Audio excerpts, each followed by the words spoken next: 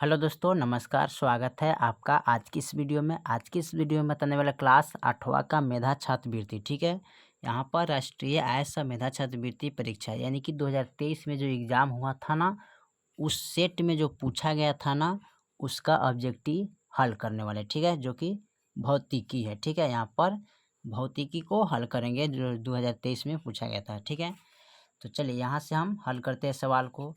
कर क्षुद्र ग्रह की कक्षाओं के बीच पाए जाती है क्या? तो एक में बुध और शुक्र, दो में शुक्र और पृथ्वी, तीन में पृथ्वी और मंगल, चार में है मंगल और बृहस्पति। ठीक है, यानी कि एक का ऑप्शन क्या हो जाएगा, यानी कि 4 हो जाएगा। यानी कि क्षुद्र ग्रह की कक्षाओं के बीच कौन पाया जाता है? मंगल और बृहस्पति। ठीक है, चलिए तो आप लोग इस पर टिक लगाइएगा। ठीक है, 4 नंबर पर। ठीक है, चलिए 2 नंबर सवाल करें। जब कांच की छड़ को रेशमी कपड़े के टुकड़ों से रगड़ा जाता है तो क्या होगा? कांच की छड़ ऋणवेशित हो जाती है तथा रेशमी कपड़ा धान्यवेशी हो जाता है। दो में करें, कांच की छड़ धान्यवेशी हो जाती है और रेशमी कपड़ा ऋणवेशी हो जाता है। ठीक है, तीन में रहे, कांच की छड़ और रेशमी कपड़े दोनों धान्यवेशी हो जाता है। और उसके बाद कह रहा है कांच के छड़ और रेशमी कपड़े दोनों क्या होता है? ऋणवेशी हो जाता है। तो इसका ऑप्शन क्या होगा? तो 2 का 2 हो जाएगा। ठीक है, यानी कि कैसे? कांच की छड़ धान्यवेशी हो जाती है और रेशम की कपड़ा ऋणवेशी हो जाती है। कहने का मतलब है कि कांच के जैसे कि साफ करते हैं कपड़ा से तो क्या होता है, यानी कि कपड़ा यानी कि खियाता है, उसको घिसड़ाता है ना, तो उसमें क्या होता है? कम हो रहा है। ठीक है, नुचाएगा छिलाएगा। इसलिए जब किसी वस्तु को आप किसी वस्तु से रगड़िएगा यानी कि साफ कीजिएगा तो क्या हो जाएगा? कपड़ा जो हो जाएगा ना, वो ऋणवेशी हो जाता है। ठीक है, जैसे कि शीशा साफ करते हैं ना, तो कपड़ा से इस तरह रगड़ते हैं ना, तो कपड़ा क्या होता है? थोड़ा थोड़ा घिसता है ना, तो उसमें से कम हो रहा है ना, तो इसलिए ऋणवेशी हो जाएगा। ठीक है, चलिए उसका पॉइंट नंबर दूसरा हो जाएगा। ठीक है, अब तीसरा नंबर सवाल देखते हैं। तीसरा में कह रहे हैं तरल द्वारा होने वाला घर्षण कहते क्या है? तरलों द्वारा होने वाला घर्षण को क्या कहते हैं?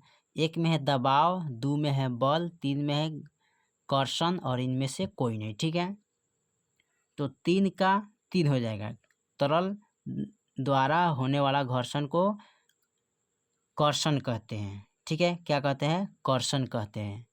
तो आप 3 नंबर पर टिक लगाइए। ठीक है, चलिए चौथा नंबर सवाल करें। एक लोलक 10 सेकेंड में 40 बार लोलन करता है तो इसका आवर्तकाल टाइम क्या होगा? ठीक है, तो एक में दिया है यहाँ पर 4 सेकेंड, 0.4 सेकेंड, 0.25 सेकेंड और यहाँ पर 25 सेकेंड दिया है। ठीक है, तो यहाँ पर 4 का ऑप्शन तीसरा हो जाएगा। ठीक है, क्योंकि 0.25 सेकेंड होगा। ठीक है, तो आप इस पर टिक लगाइएगा।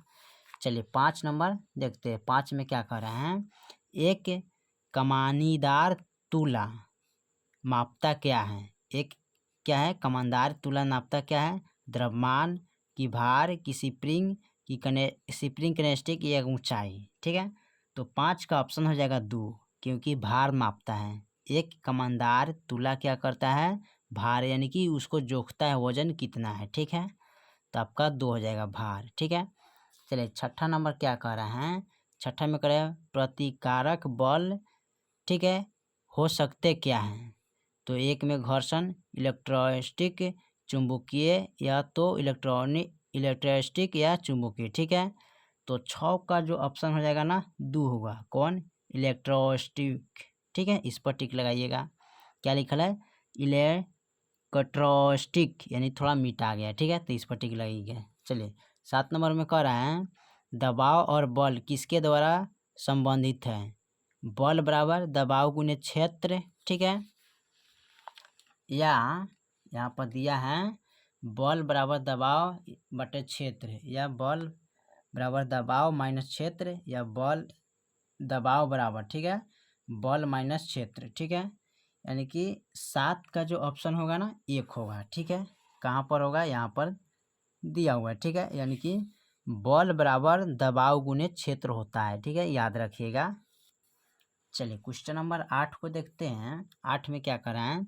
एक छवि का प्रभावित रेटिना पर बना रहता क्या है। ठीक है, एक में 1 सेकेंड का यानी कि 1/16वां भाग यानी कि 1/16, 1 सेकेंड का 1/24वां भाग यानी कि 1/24, 1 सेकेंड का 1/10वां भाग यानी कि 1/10। ठीक है, तो 8 का जो ऑप्शन होगा कौन होगा, 1 होगा। 1 सेकेंड का यानी कि 1/16वां भाग यानी कि 1/16वां भाग हो जाएगा। ठीक है, तो इस पर टिक लगाइएगा। ठीक है, चलिए 9 नंबर सवाल कह रहा है, 9 नंबर में कह रहा है प्रकाश की किरण दर्पण के समतल से 20 डिग्री का कोण बनाते हुए दर्पण पर आपतित होती है। आपतित और प्रवर्तित किरणों के बीच का कोण होता क्या है। तो एक में है 40 डिग्री, दो में है 2 से 40 डिग्री, तीसरा में 140 डिग्री और चौथा में 130 डिग्री। ठीक है, तो इसका 9 का ऑप्शन जो हो जाएगा 3। ठीक है, क्योंकि 140 डिग्री यह पकड़े प्रकाश की किरण दर्पण के समतल से 20 का कोण बनाते हैं ना, तो दर्पण का आपती होती है, ताप्ती और परिवर्तित कोणों के बीच क्या होगा, 140 डिग्री होगा। ठीक है, तो इस पर टिक लगाइएगा। चलिए 10 नंबर सवाल कह रहे हैं, कॉपर सल्फेट के विलयन में धारा प्रवाहित करने का प्रभाव होता क्या है।